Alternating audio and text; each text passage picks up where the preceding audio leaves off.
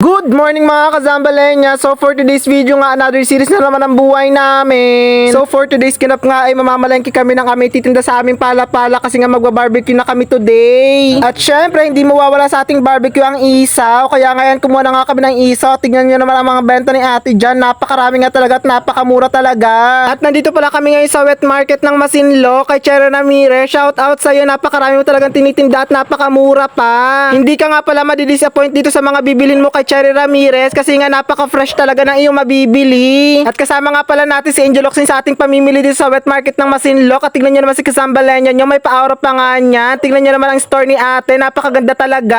At ayan nga, alis na nga kami. Fast forward na nga, ayan, nasa bahay na nga kami at aayusin na nga namin lahat ng aming binili. At inilabas na nga namin lahat ng pinamili namin sa plastic at para nga maugasan na nga. At si Angel Oxin na nga muna magluluto ng ating ulam for today's video kasi nga sobrang busy ko talaga at sobrang sarap niya nga rin pala magluto. Alam nyo ba mga Kazambalenya, hindi talaga madali magtayo ng negosyo kasi nga nandyan yung pagod at makakalimutan mo talaga mananghalian o magumagahan or minsan nga hindi na nga ako nakakain ng gabi kasi nga dahil sa sobrang busy at pagod. Pero nga kahit ganun kailangan pa rin natin magsumikap sa buhay kasi para din naman sa atin itong mga sarili. Dahil nga kung iisipin mo talaga yung pagod mo, wala talaga mangyayari sa'yo. Dahil nga kapag nagne-negosyo ka, ang dapat mo laging tignan ay pag-asenso ng buhay mo. At ayan nga sa ating matit may pagkaway pa nga sa ating video. Alam nyo ba mga Kazambalenya, kahit maliit pa lang yung negosyo mo, dapat mo lang talaga alagaan kasi darating din yung panahon na lalaki din yan. Uy, sino yung makaka-relate sa akin na nagsimula talaga sa small business at ngayon napaka-successful na nga ng business nila? Comment kayo mga Kazambalenya.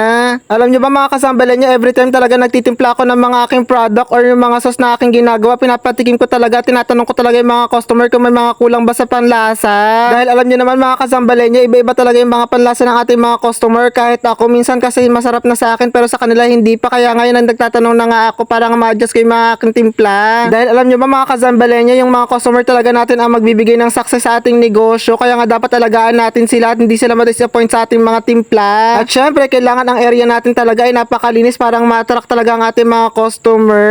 Dahil sino ba namang customer ang bibili sa maduming area kasi nga unang-unang iisipin nila dyan napakarumi ng mga product na binebenta mo. Kaya kahit hindi pa masyado upgraded ng ating area, kaya dapat lagi natin linisin ang ating mga area para nga ma-attract ang ating customer. Alam nyo ba mga Kazambalenya, yung araw na yun sobrang pagod ko talaga kasi nga pabalik-balik ako at paikot-ikot sa aking area kasi nga hindi ko pa alam ang pasikot-sikot ng pagtitinda. Alam nyo ba mga Kazambalenya, yung nag-iisip dyan na gusto nila magnegosyo na kayo kahit maliit pa lang inyong puhunan. Kailan pa kayo mag-i-start mga Kazambalenya na inyong mga negosyo pag matatanda na kayo at hindi nyo na kaya talaga magtinda? Dahil kami mga Kazambalenya, maliit lang talaga yung puhunan na binigay talaga namin dito or pinanglaan namin dito para lang talaga may start namin to. Dahil pasasaan pa at makakaraos din tayo. Normal lang naman pa magtatay tayo ng business natin, may hesitate talaga tayo na magtayo. Nandun yung mindset natin na malulugi tayo pero dapat hindi ganun ang ating mindset. Dahil pa nag-i-start pa lang ang business natin, dapat yung mindset natin is positive lang lagi. Huwag tayo mag-look forward sa negative. At ayun na nga, bumili na nga si Ading sa atin ng choco palamig. Take note nga pala mga Kazambalenya, 3 beses pala siya bumili sa atin dyan ng palamig kasi nga sobrang sarap daw. At syempre, hindi naman babalik yan si Ading sa atin kung hindi masarap ang choco palamig natin. Dahil ang mindset ko dyan nga mga Kazambalenya ay maubos lang ating paninda kahit nga maliit ang tubo. At kung minsan pa mga Kazambalenya, hindi ko talaga nakikita ang aking tubo pero kahit ganun nagpapasalamat pa rin ako sa sumusuporta at bumibili ng aking mga paninda. Salamat po! Naway patuloy tayong bigyan ng ating Panginoon ng mga biyaya.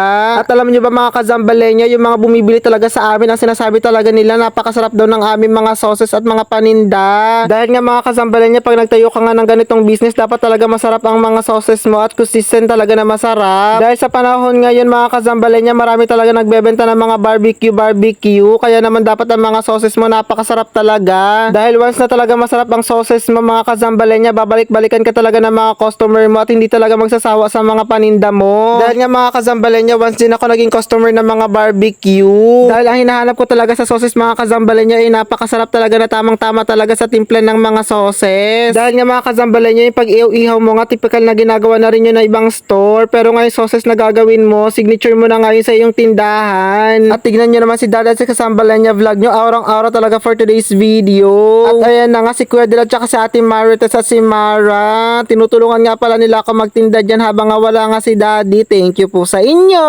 Alam nyo ba mga kazambalenya, thankful talaga ako na supportive talaga sila sa aming business. Kasi nga kung iba lang yan, papabayaan ka talaga nila at hindi ka talaga nila tutulungan. Dahil nga ang mindset nila ay makakaraos ka na nga sa iyong buhay. At thank you nga pala dyan kay Ading sa pagbili ng ating fishball. At tinanong pa nga pala namin siya dyan kung masarap nga yung sauce. At ang sabi niya nga pala napakasarap nga daw. At tignan niyo naman si Angel Locsin, kahit nga pagod na siya sa ating tindahan, napaka-glass skin pa nga ng kanyang mukha. Sana all. At syempre mga Pilipino tayo, kaya nga may pakapi na naman siya dyan. Nagkakapi nga pala kaming dalawa niyan. At tignan niyo naman hapon na si Amara at saka si Kuya Del naliligo sila habang nagdidilig nga din si Kuya Del ng lupa. At tignan niyo naman si Beauty, nabuhol na naman ang kanyang tali sa ating poste, kaya nga ayan inayos na nga ni Kuya Del. At update nga pala kay Chowi, napakalakas niya na nga pala mga kazambalenya at wala na siyang sakit. Thank you po Ama.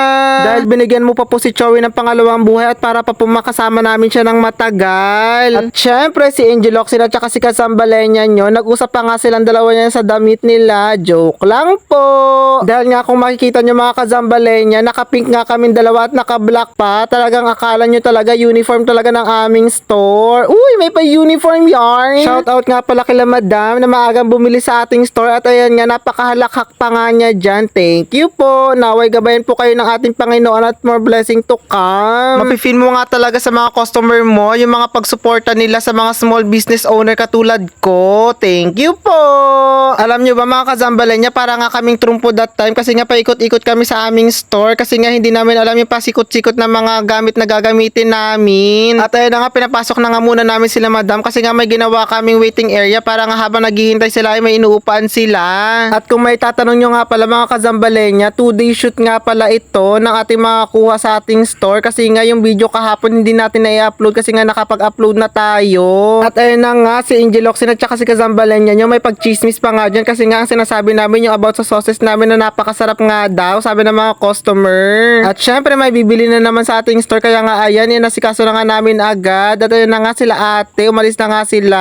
Dahil nga tapos na namin iihaw yung mga order nila. Thank you po sa pagbili. At ayun na nga, napakasipag talaga ng dalawang kasambalenya nyo. Talagang walang pinapalampas na oras. At syempre si Ate RC, nakakuha siya ng free nating ice cream. Kaya nga ayan, kiniklaim na nga niya. Ang sabi niya pa nga dyan, for only 13 pesos, dalawa na nga ang kanyang ice cream. At ang sabi niya nga sa akin, naghahanap nga daw siya ng dawan. Nasabi ko nga sa kanya, ngayon na yan, agad-agad may tatawag na sa'yo ng dawan. Sana all! At alam niyo ba mga kazambalenya, bumili nga din pala siya dyan ng ating paninda. Thank you po sa pagbili. At kahit nga hindi pa kami masyado close or hindi pa masyado magkakilala, pero enjoy na enjoy talaga namin ang pag-uusap namin dalawa. At ayan nga, last night shoot nga pala yan. Nag-aasikaso na nga kami ni Daddy at alas 7 na nga yan ng gabi. Pero marami pa talagang bumibili. At kahit nga gabi na, marami pa talagang bumibili sa atin. Thank you po. Yung mga dumadaan talaga dito at yung mga bumibili sa tindahan ni Ate Matet. At ayan nga mga kazambalenya, dito na nagtatapos ang ating video. Follow, like, and share para alam mo ang chismis natin bukas. Welcome,